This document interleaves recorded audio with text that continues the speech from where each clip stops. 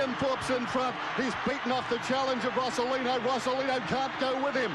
Day one, Ian Thorpe is number one. A kickstart for Australia. Size 18 beat. And look at that world record. He's got it beaten. Thorpe is coming in. Gold and a world record. Ian Thorpe. Rossolino gets the silver. Tight for third. Hackett won't get a medal. Back in third place. We have just witnessed the American. The birth of a legend. Ian Thorpe, 340.59, a new world record.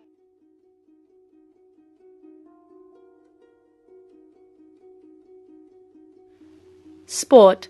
It's an integral part of society whose practices have mirrored long-term historical trends, including the role of women in society, or the gender order.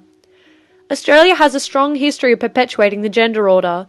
Brett Hutchins' study on Aussie sports legend Donald Bradman reveals the conservative politics undermining achievements in sports and the pervasion of the ideal type of man. The broad social perceptions of male and masculinity severely limits the participation of women in sports.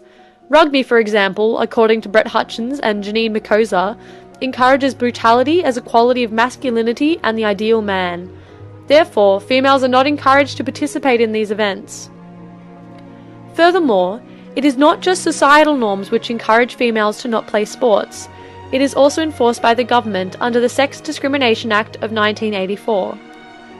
This legislation states that people of one gender, aged 12 and over, can be excluded from participating in competitive sporting activities in which strength, stamina, and physique of competitors is relevant.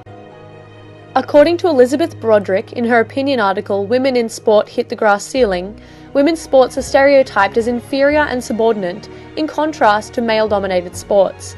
Broderick also explains the sexual exploitation of females in sport, where female athletes are advertised wearing scant clothing or in a sexualized manner which has little to do with their sports performance. And it is not limited to athletes. Females are also expected to be mere alluring supporters for male athletes in sports, as they themselves should not participate. This leads to the trend of publicity regarding women's sports, as the coverage of women's sports accounts for just 2% of total sports broadcasting on television, 1.4% on radio, and 10.7% of total sports reporting in newspapers. The perceptions and treatment of women's sport today demonstrates a continued presence of the hegemonic masculinity in modern Australian and global society.